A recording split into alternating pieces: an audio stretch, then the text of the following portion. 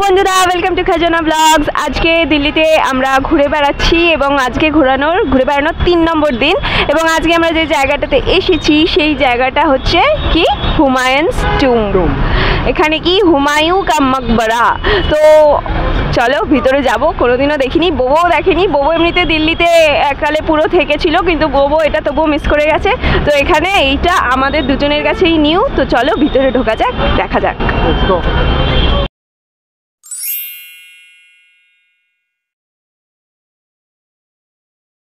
8ই March 2024 Humayun কা মাকবারা অর্থাৎ হুমায়ুনস টুম্বে আমরা যাত্রা করি।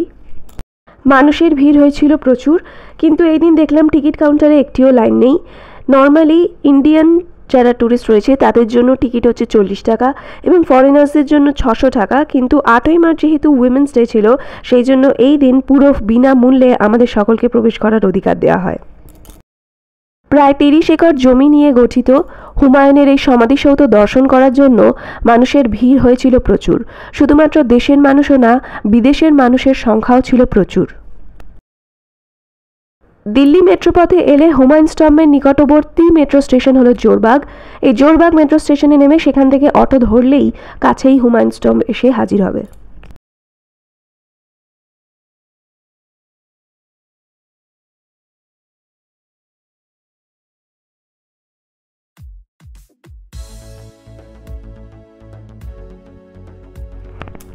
চারিধারে সুবিস্তর বাগান, মাঝখান দিয়ে রাস্তা চলে গেছে এবং তারপরেই প্রথমে নজরে পড়বে সুবিশাল এই সাদা রঙের প্রথম প্রবেশপথ।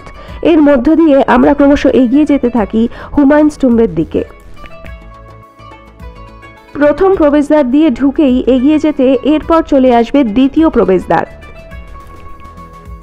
এটি হলো পশ্চিম গেট, যার মধ্যে দিয়ে আমরা হুমায়ুনের সমাধিসৌধের মধ্যে প্রবেশ করছি এবং বর্তমানে পশ্চিম গেটকেই main entrance of this world heritage site সেটা ঘোষণা করা হয়েছে।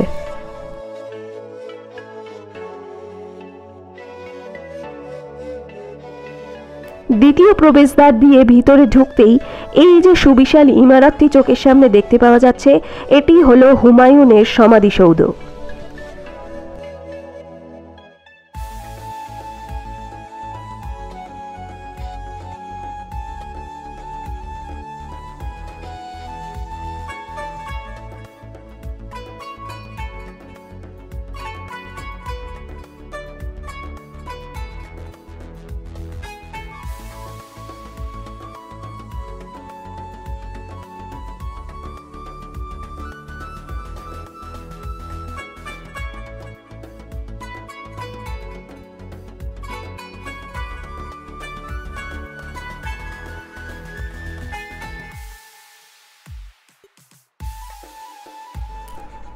মোগল সাম্রাজ্যের ইতিহাস দেখলে সম্রাট বাবরের পর দ্বিতীয় মোগল সম্রাট হুমায়ুন সিংহাসনে বসেন।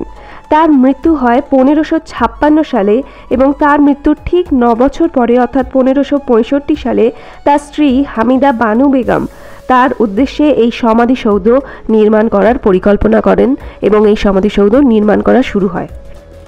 সমাধিসৌধটিকে ভালোভাবে পরিলক্ষিত করলে দেখা যাবে এর মধ্যে যে শিল্পকলা বা কারুকার্য করা হয়েছে সেগুলো খুবই শৌখিন এবং এখানে যে এই আর্চ জাতীয় যে বৈশিষ্ট্য দেখা যাচ্ছে হুমায়ুনের এই সমাধিসৌধের মধ্যে, এই আর্চের বৈশিষ্ট্যগুলো হলো ইসলামিক শিল্পকলার এক উল্লেখযোগ্য নিদর্শন। এবং ইসলামিক শিল্পকলার আগে মানে মুঘল সাম্রাজ্যের আগে ভারতবর্ষে কিন্তু এই আর্চের কোনো রকমের কোনো প্রভাব দেখা যায়নি। এই মুঘল সাম্রাজ্য আসার পর থেকেই এই আর্চ জাতীয় যে শিল্পকলা সেগুলো দেখা যায়। এই হুমায়ুনের সমাধিসৌধ তৈরি করার নিয়ে একটি মতবিরোধ ইতিহাসের পাতায় আছে। অনেকেই মনে করেন যে এই সমাধিসৌধ তৈরি করেছিল হাজি বেগম, তিনিও হুমায়ুনের স্ত্রী। কিন্তু পরবর্তীকালে ঐতিহাসিকরা বিভিন্ন রিসার্চ করে জানতে পারে যে হাজি বেগম, যিনি হুমায়ুনের প্রথমা স্ত্রী ছিলেন, তিনি তার জীবনের শেষ দশায় এই হুমায়ুনের সমাধিসৌধর পরিলক্ষিত করতেন, মানে দেখাশোনা করতেন। কিন্তু হামিদা বানু বেগম তিনি এই সমাধিসৌধ তৈরি করেছিলেন। প্রায় 1200 মিটার স্কোয়ার প্ল্যাটফর্মের উপর দাঁড়িয়ে থাকা হুমায়ুনের এই সমাধিসৌধের উচ্চতা হলো 47 মিটার।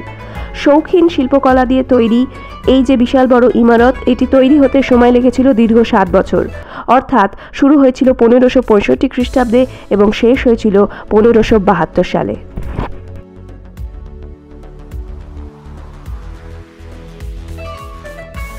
সুবিশাল এই ইমারতের প্রধান দুই স্থপতি ছিলেন মিরাক মির্জা গিয়াত এবং সৈয়দ মোহাম্মদ। এনারা দুজনেই ছিলেন পারস্যের স্থপতি।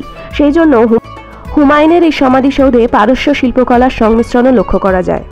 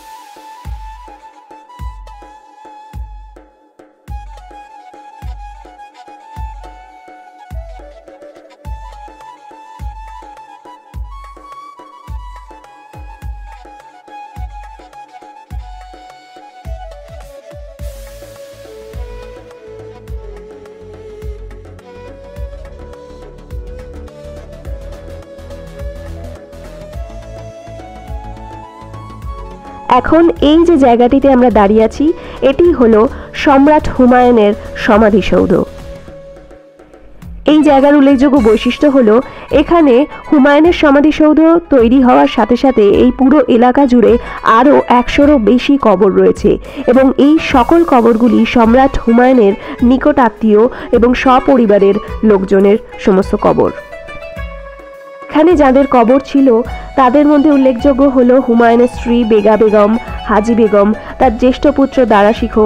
এছাড়াও পরবর্তীকালে সম্রাট শাহজাহানের পুত্রের কবরও এখানেও করা হয়ে থাকে এবং মুঘল সাম্রাজ্যের অন্যান্য সকল বিভিন্ন সম্রাটগণ যেমন জাহানদার শাহ, ফারুক শিয়ার, রাফিউল দরজাত, রাফিউদ দৌলত, মোহাম্মদ কাম বখশ এবং আলমগীর, এনাদের সকলের কবরই এই জায়গায় পাওয়া যাবে।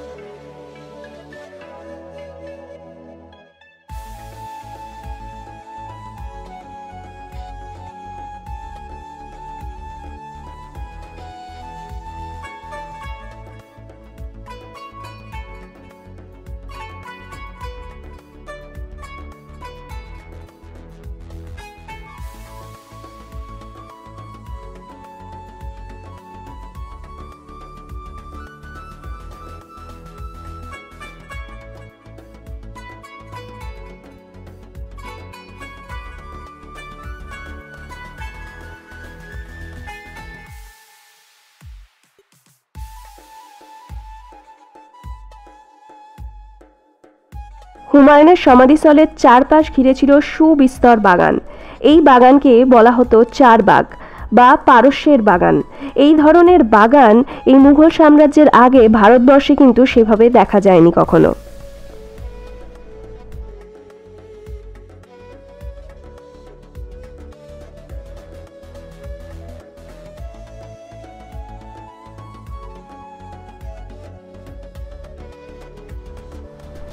হুমায়ুনের সমাধিসৌধ থেকে বেরোতেই নজরে পড়বে অপর একটি ইমারত। এই ইমারতটি লাল পাথর দিয়ে তৈরি, সুউচ্চ। এবং এটা সমাধিসৌধের কিছুটা পিছনের দিকেই অবস্থান করছে। এটি হলো বারবারস টুম্ব অর্থাৎ নায়িকা মাকবারা। এর ভিতরে দুটো সমাধিসৌধ আছে, একটি পুরুষের এবং একটি স্ত্রীর। এনাদের নাম বিশেষ করে উল্লেখ করা হয়নি, তবে হুমায়ুনের যিনি নাপিত ছিলেন তার উদ্দেশ্যেই এই সমাধিসৌধ তৈরি করা হয়েছিল।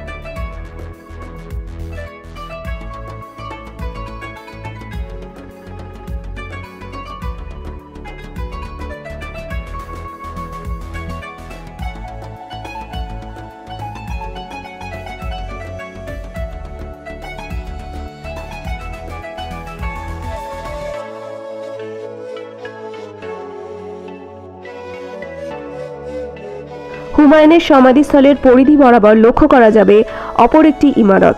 এই ইমারতটির নাম হলো নীলা গুম্বার। এই ইমারতের অপর নাম নীলা বুর্জ বা ব্লু ডোম। এরকম নামকরণের কারণ হলো এই ইমারতের যে ডোমটা রয়েছে সেখানে নীল রঙের টাইলস ব্যবহার করা হয়েছিল এবং এই ইমারতটি তৈরি করেছিলেন বৈরাম খানের পুত্র আব্দুল রহিম খানই খানা। এই ইমারতের বিশেষ বৈশিষ্ট্য হলো এটি বাইরে থেকে দেখতে অষ্টভুজের মতো, অথচ ইমারতটি ভিতর দিক থেকে কিন্তু দেখতে চতুর্ভুজের মতো। এই ইমারতে বিশেষভাবে কি করা হতো সেই নিয়ে তো কোনো উল্লেখ এখানে করা হয়নি, তবে এখানকার একজন কর্মচারী হতে জানতে পারা যায় যে এখানে বিভিন্ন চুড়ি এবং সাজসজ্জার সমস্ত কিছু করা হতো, অর্থাৎ নারীদের সাজসজ্জার একটি বিশেষ জায়গা ছিল এটি, কিন্তু এই তথ্যের সত্যতার কোনো উল্লেখ নেই।